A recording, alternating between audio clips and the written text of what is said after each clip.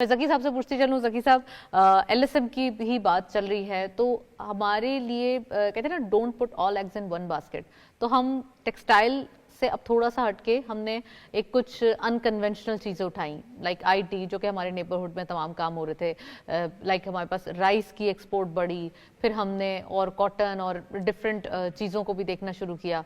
Agriculture को फ़रोग देने के लिए, लाइव स्टॉक को देने के लिए हमने SIFC का जो है वो एक सपोर्ट देखी। तो कैसा लगता है आपको, अब कितना पोटेंशियल है और बिजनेस कम्युनिटी क्या सोचती है? देखिए, मैं समझता हूँ कि नॉन ट्रेडिशनल जो हमारी एक्सपोर्ट आइटम थी उस पर हमें हमेशा काम करना चाहिए था, लेकिन हम उस पर लेट हैं।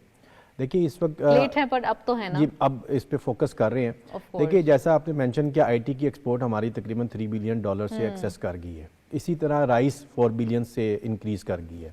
इस तरह मीट भी इंक्रीज हुई है। इवन टेक्सटाइल भी 2 महीने से वो भी रिकवर कर रहा है। हाँ। अच्छा, इसी तरह देखें हमारी माइनिंग एंड मिनरल्स में बहुत बड़ी एक ऑप्शन अवेलेबल है। फ्रूट्स एंड वेजिटेबल के अंदर बहुत एक हमारे पास अवेलेबल है।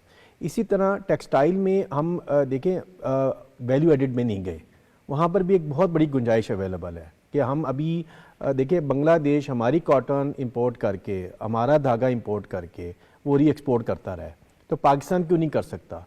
तो देखिए मैं यहाँ आपको, तो ज़की साहब, जो हम तो वैल्यू एडिड, क्या हम तो इतनी अच्छी अच्छी ब्रांड्स के लिए काम कर रहे हैं, तो वैल्यू एडिशन तो बेसिकली हम कर रहे हैं, लेकिन किसी और के लिए। हम लो वैल्यू में काम कर रहे थे, बांग्लादेश ने हाई वैल्यू में काम किया है। तो मैं यहाँ आपको थोड़ा सा बताऊं नताशा कि FPCCI ने, federation Pakistan chamber of commerce ने जो 2030 का विजन बनाया है वो $100 बिलियन एक्सपोर्ट का बनाया है।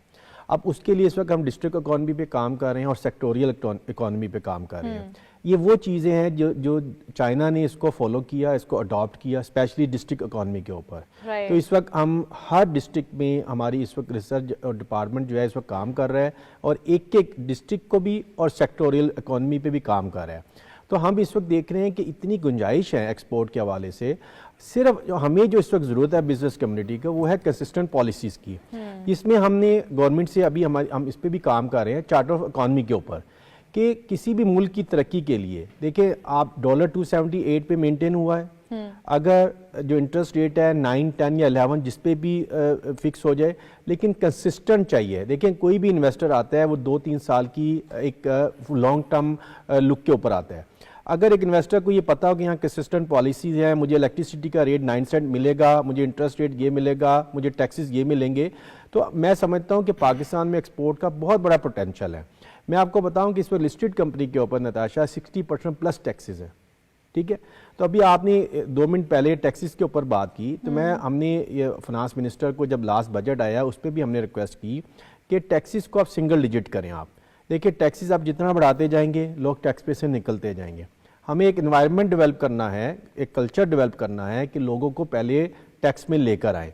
और इसमें मेरी एक ये भी रिकमेंडेशन है फाइनेंस मिनिस्टर साहब से और FBR से कि जो पास्ट की जो ट्रांजैक्शन हुई है उसको टच ना किया जाए। लोगों को एक दफ़ा एनवायरनमेंट में ले आएँ, कल्चर में ले आएँ, सिस्टम में ले आएँ और फ्यूचर की उनसे बात करें और पाई को बड़ा करें।